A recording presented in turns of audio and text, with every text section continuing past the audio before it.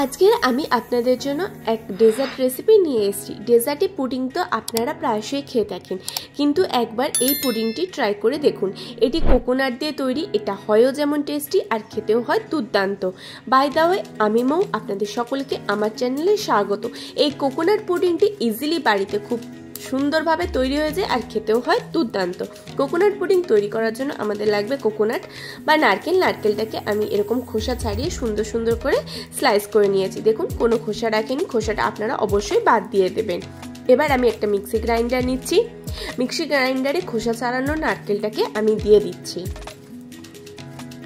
দেখুন, আমি দিয়ে দিয়েছি। এবার এতে আমি দিয়ে দিচ্ছি জল।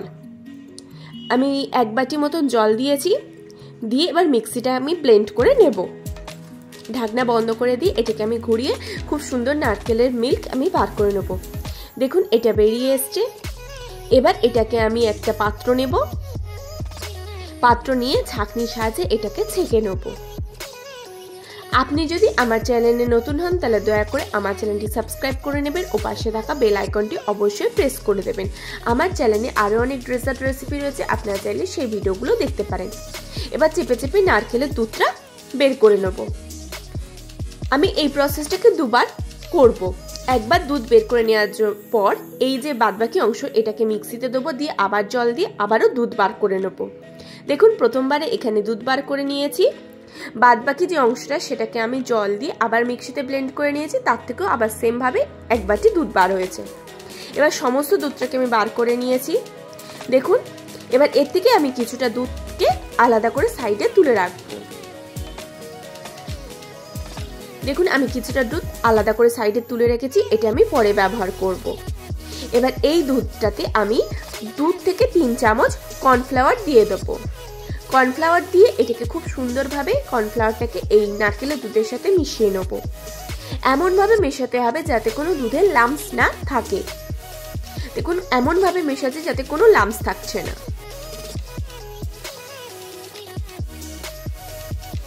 আপনারা বাড়িতে অবশ্যই একবার এই প্রসেসে কোকোনাট পুডিংটি বানাবেন। এটা খুব ইজিলি তৈরি হয়ে যায় আর যে কোনো পুডিংয়ের থেকে অনেক বেশি টেস্টি হয়। এবার গ্যাসে আমি কড়া নিয়ে নিয়েছি। গ্যাসের ফ্লেম একদম লোতে রেখেছি। এবার নারকেলের দুধটা আমি এতে দিয়ে দিচ্ছি। এবার এটাকে আমি ধীরে ধীরে ফুটিয়ে গাঢ় করতে থাকবো। গ্যাসের ফ্লেম আমি মিডিয়াম রাখবো আর স্প্যাচুলা বা হাতা বা খুন্তি কন্টিনিউয়াসলি নাড়াতে থাকবো। দেখুন, এটা আমি কন্টিনিউয়াসলি নাড়াচ্ছি।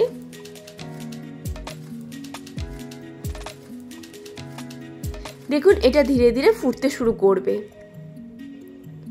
এটাকে আমি মাঝে মাঝেই নাড়িয়ে দেবো।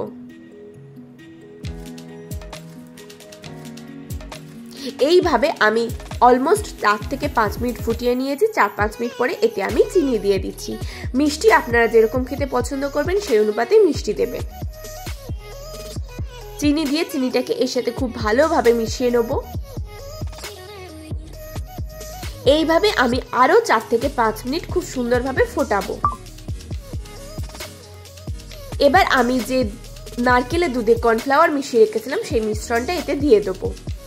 দিয়ে এবার নাড়তে থাকবো।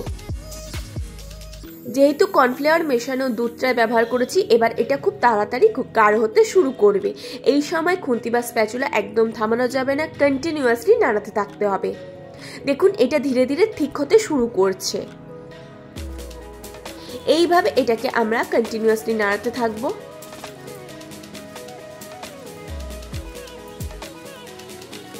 অলমোস্ট এটাকে আমি আরো 5 থেকে 6 মিনিট নাড়াতে থাকবো। দেখুন, এটা ধীরে ধীরে আগের থেকে পরিমাণে বেশি গাঢ় হয়ে যাচ্ছে।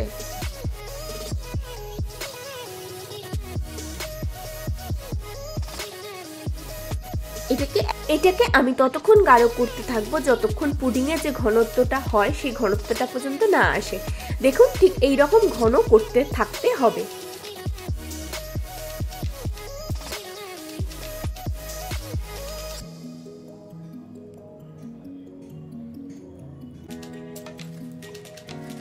বাড়িতে কোনো গেস্ট আসলে বা যে কোনো সময় যে কোনো অনুষ্ঠানে খাওয়া দাওয়ার পরে যদি এমন সুন্দর একটা কোকোনাট পুডিং পাতে থাকে তাহলে তো কোনো কথাই হয় না। আর এটা খুব ইজিলি 10 থেকে 15 মিনিটে তৈরি হয়ে যায়। আপনারা অবশ্যই বাড়িতে একবার এই পদ্ধতিতে কোকোনাট পুডিংটা বানান, এটা খেতে হয় অপূর্ব। দেখুন এটা কত সুন্দর গাঢ় হয়ে যাচ্ছে।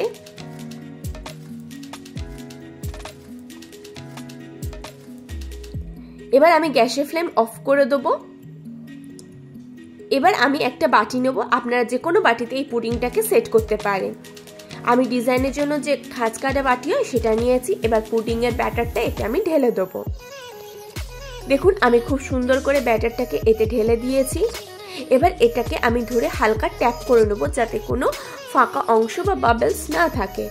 দেখুন আমি ধীরে ধীরে ট্যাপ করে নিচ্ছি। এবার এটাকে ঠান্ডা হওয়া পর্যন্ত অপেক্ষা করব। ঠান্ডা হয়ে গেলে এটাকে ফ্রিজে সেট হতে দেবো 2-3 ঘন্টার জন্য। আমি ফ্রিজে সেট করে নিয়েছি। আমি হাত দিয়ে দেখাচ্ছি, দেখুন এটা কত সুন্দর ইজিলি এই বাটিটা থেকে ডিমোল্ড হয়ে আসছে। আর এটা একদম পারফেক্টলি সেট হয়ে গেছে, হাত দিয়ে চাপছি একদম ভাঙছে না। এবার আমি একটা প্লেট নেব, প্লেটটাকে এই বাটির ওপর উল্টে দেবো, দিয়ে বাটি সমেত প্লেটটাকে আমি উল্টে দেবো, দিয়ে ওপর থেকে আমি বাটিটাকে হালকা করে ট্যাপ করব, দিলেই এটা ইজিলি ডিমোল্ড হয়ে যাবে। এবার বাটিটাকে সরিয়ে নেব। দেখুন কত সুন্দর ইজিলি বাড়িতে তৈরি হয়ে গেল কোকোনাট পুডিং। এবার এটাকে আমি গার্নিশ করে দেবো। আমি পেস্তা ও চেরি দিয়ে গার্নিশ করেছি, আপনারা যে কোনো কিছু দিয়ে করতে পারেন, চাইলে নাও করতে পারেন। দেখুন কত ইজিলি বাড়িতে তৈরি হয়ে গেল কোকোনাট পুডিং। আপনারা বাড়িতে অবশ্যই একবার এই পদ্ধতিতে কোকোনাট পুডিং বানান, ছোট থেকে বড় সকলে খুব আনন্দ সহকারে খাবে। আশা করি আজকে ভিডিওটি আপনাদের ভালো লেগেছে। যদি ভালো লাগে তাহলে লাইক করবেন, কমেন্ট করবেন, শেয়ার করবেন আর আমার চ্যানেলটি অবশ্যই সাবস্ক্রাইব করে নেবেন এরকম নিত্য নতুন রেসিপি সবার আগে পাওয়ার জন্য।